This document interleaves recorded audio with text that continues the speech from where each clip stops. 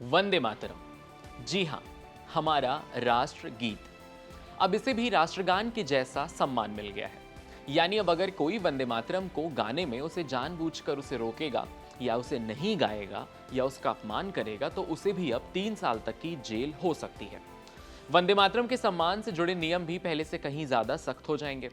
लेकिन क्या इसका मतलब ये होगा कि अब हर किसी के लिए वंदे मातरम गाना जरूरी हो जाएगा? और क्या अब राष्ट्रगान और राष्ट्रीय गीत के बीच आखिर कोई कानूनी अंतर नहीं रहेगा? और तो और इस पर मौजूदा कानून क्या कहता है? आइए इन सारे सवालों के एक एक करके आसान भाषा में जवाब समझते हैं। नमस्कार, आपके साथ मैं हूं वात्सल्य, आप देख रहे हैं कड़क। और आज हम आपको बताने वाले हैं कि ये जो नया बिल आया है ये आपको समझना बेहद जरूरी क्यों है। इस नए बिल को समझने से पहले ये जान लेते हैं कि राष्ट्रगान और राष्ट्रगीत में आखिर फर्क क्या है, क्योंकि अक्सर लोग जनगण मन और वंदे मातरम को एक ही समझ लेते हैं, जबकि दोनों अलग अलग चीजें हैं। उससे पहले ये समझ लीजिए कि सरकार ऐसा क्या बदलाव करना चाहती है जिसकी इतनी ज्यादा चर्चा हो रही है।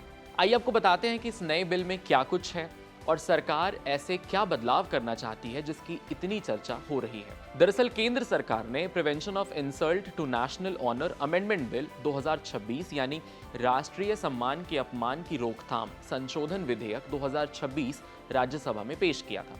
ये बिल 24 जुलाई 2026 को केंद्रीय गृह राज्य मंत्री नित्यानंद राय ने राज्यसभा में पेश किया। इस बिल का मकसद कोई नया कानून बनाना नहीं है, बल्कि 1971 से लागू prevention of insult to national honour act में संशोधन करना है। ये वही कानून है जो अभी तक राष्ट्रगान, जनगण मन, राष्ट्रीय ध्वज और संविधान के सम्मान से जुड़े मामलों को नियंत्रित करता है।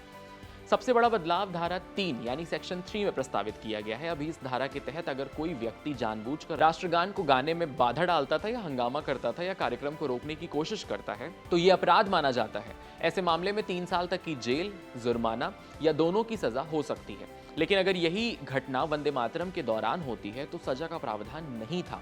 इसीलिए अब नए बिल में प्रस्ताव यही है कि सेक्शन 3 के दायरे में वंदे मातरम को भी शामिल कर दिया जाए।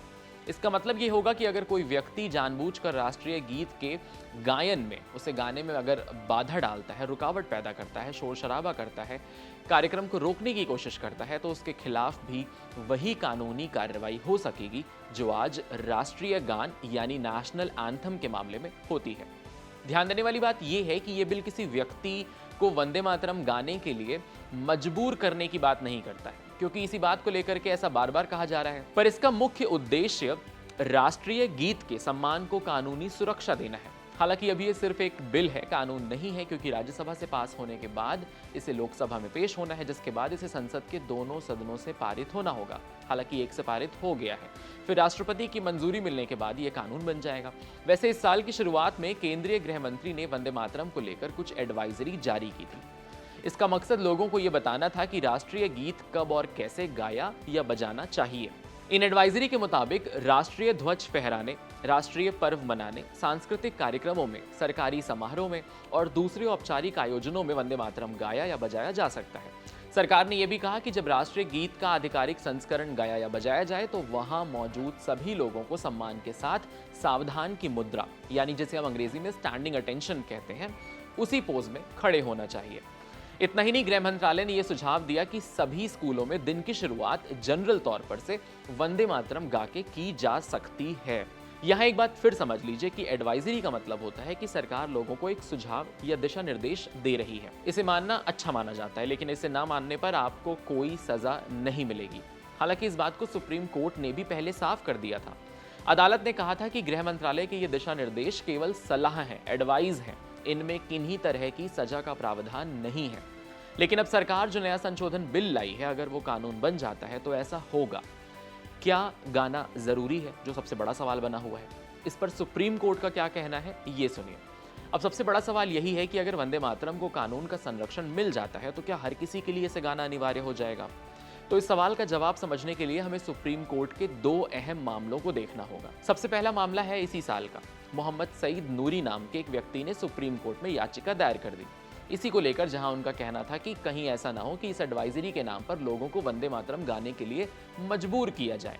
याचिकाकर्ता की ओर से वकील ने अदालत में कहा कि अगर सरकार सिर्फ सलाह दे रही है तो ठीक है, लेकिन अगर इसे लोगों पर थोपा गया तो ये उनके फंडामेंटल राइट्स के ऊपर एक सवाल बन सकता है। सुप्रीम कोर्ट ने इस याचिका को खारिज कर दिया, लेकिन अदालत ने एक अहम बात कही कोर्ट ने कहा कि फिलहाल सरकार की ओर से जारी किया गया आदेश सिर्फ एक एडवाइजरी है, कानून नहीं है। हम बार बार इस चीज को इसलिए बोल रहे हैं क्योंकि सारा मामला आकर यहीं अटक रहा है और यहीं बिगड़ रहा है कि ये थोपा जा रहा है। अब बात करते हैं दूसरे और सबसे महत्वपूर्ण मामले की, जो साल 1986 का है। ये मामला बिजोय इमानुएल बनाम केरल सरकार के नाम से जाना जाता है। इस मामले में जेहोवाज विटनेस, जो कि ईसाई समुदाय का हिस्सा है, उनके 3 बच्चों को उनके स्कूल से निकाल दिया गया था। वजह सिर्फ इतनी थी कि सुबह की असेंबली में नेशनल एंथम बजने पर वो उसे गाते नहीं थे।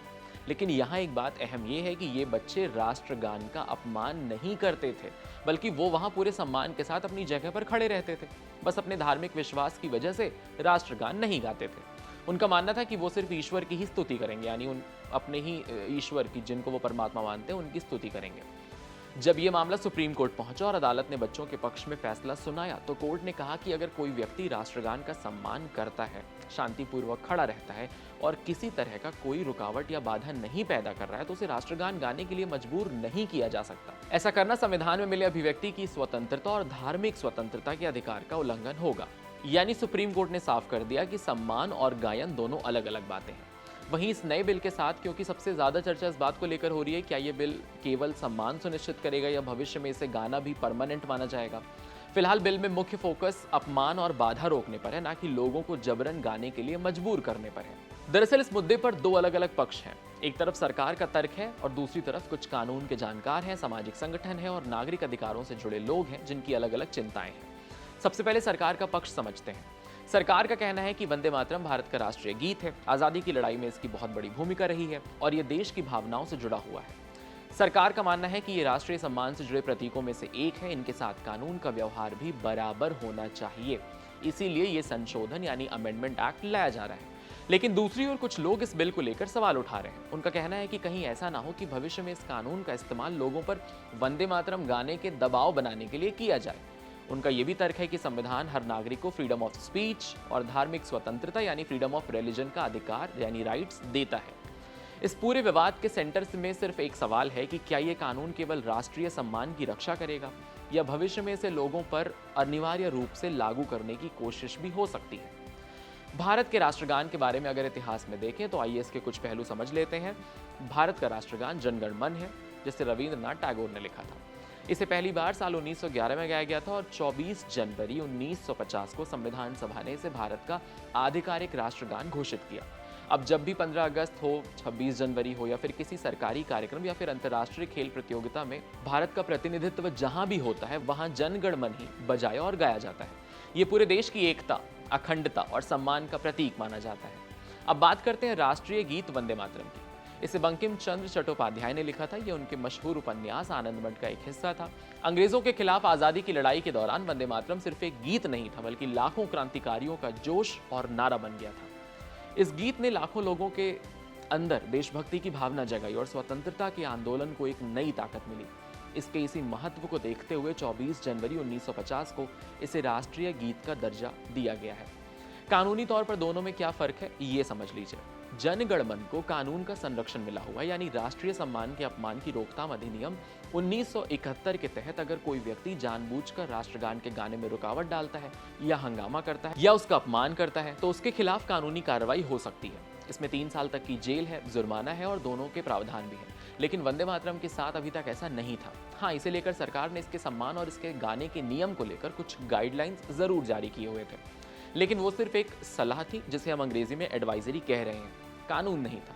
यानी अगर कोई व्यक्ति वंदे मातरम नहीं गाता तो केवल इस वजह से उसके खिलाफ कोई सजा का प्रावधान नहीं है। पर अब सरकार इस नियम को खत्म करना चाहती है। हालांकि ये नियम था नहीं, बट ये एक जो एडवाइजरी थी उसे खत्म करना चाहती है। यानी नए अमेंडमेंट बिल में ये प्रस्ताव है कि वंदे मातरम को भी वही कानूनी सुरक्षा मिलेगी जो आज जन गण मन को मिली हुई है। मतलब अगर कोई व्यक्ति जानबूझकर राष्ट्रीय गीत के गाने में रुकावट डालता है या उसका अपमान करता है तो उसके खिलाफ भी वही कार्रवाई होगी जो राष्ट्रगान के मामले में होती है। आखिर में ये समझिए कि इस पूरे मुद्दे पर बहस सिर्फ कानून की नहीं, बल्कि राष्ट्रीय सम्मान, संवैधानिक अधिकार और व्यक्तिगत स्वतंत्रता के बीच संतुलन की भी है। पर हम और आप आइए इन सबको नकारते हुए इसके बोल को सुनते हैं। देखिए, इसकी पहली लाइन हम पढ़ रहे हैं। वंदे मातरम सुजलाम सुफलाम मलयज शीतलाम सस्य श्यामलाम मातरम। ये सिर्फ किसी गाने की पंक्तियां नहीं है, बल्कि उस मातृभूमि के प्रति सम्मान का एक भाव है जिसने हमें पहचान दी है। भारत की यही खूबसूरती है कि यहाँ संविधान हो, लोकतंत्र और देशभक्ति साथ साथ चलते हैं। और भारत के इस गौरव इतिहास का ये उदाहरण हमें हमेशा याद रखना चाहिए। फिलहाल इसी को लेकर के ये अमेंडमेंट आया हुआ है। अब आप इस खबर पर क्या सोचते हैं, कमेंट सेक्शन में हमें जरूर बताइएगा। आपके साथ मैं हूं वात्सल्य सारथी का सौदन, कैमरे के पीछे मेरे साथ है नकुल जी। ऐसे ही अमेजिंग खबरों के लिए कड़क के यूट्यूब चैनल को सब्सक्राइब करिए, फॉलो करिए इंस्टाग्राम के पेज को और देखते रहिए कड़क, जहां हर दिन मिलेगी आपको एक नई अपडेट।